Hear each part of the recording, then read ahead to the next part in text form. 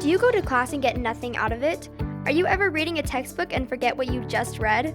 Are you overwhelmed in class trying to capture everything the teacher says? Very few of us students have ever been taught how to take college-level notes. It is very different than what we did in high school. I'm going to teach you a note-taking technique that will dramatically change how much you get out of class, and it can even be used when reading a textbook or online resource. The more I've practiced this technique, the better my grades have gotten.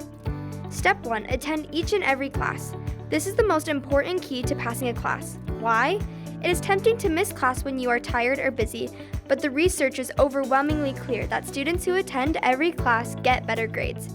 If you absolutely have to miss class, ask someone to take notes for you and then meet with them to discuss as soon as possible after the lecture. Some professors may allow someone to record the class for you, but make sure you get permission beforehand. Then you can take notes the same way you would have if you had attended the class in person.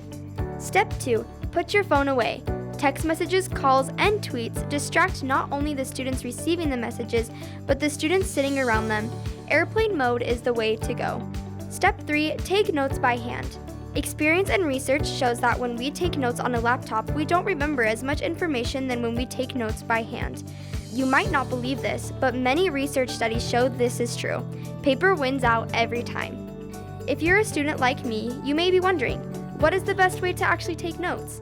There are many note-taking methods that you can read about online. You want to choose one and adapt it to your style and needs. The method I learned and use is called the Cornell method, and here's how it works. First, I divide my page into 3 parts.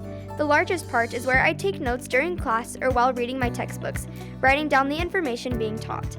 Next, I use a section on the left to write subject headers or questions for studying later. For example, if I just took notes in anatomy class about the bones in the foot, I would use the left column to write something like, list the bones in the foot. Then when I go to study, I can cover the notes with my hand and quiz myself from the column on the left. Finally, I save about 2 inches at the bottom of the page to summarize my notes into 1 or 2 sentences. Be sure to include anything the professor repeats or themes you noticed during the lecture. The notes you end up with lend themselves to something called spaced practice, which research demonstrates is one of the best ways to actually learn the material and then be able to remember it for tests. Spaced practice is a study technique where students review their notes and readings regularly over time, rather than cramming at the last minute. This gives your mind an opportunity to form connections between the ideas and concepts so knowledge can be built upon and easily recalled later. To maximize this strategy, review your notes 5 to 10 minutes within 24 hours of taking them. Then again 5 to 10 minutes before the next class. I like to use the time walking to and from class for this. Then spend 15 minutes each week reviewing all the notes you've taken for that class. This is where the summary at the bottom of the page becomes very helpful. This sounds like a lot of review, but the payoff is huge. You can forget those all-nighters of cramming and having to relearn an entire semester for the final exam.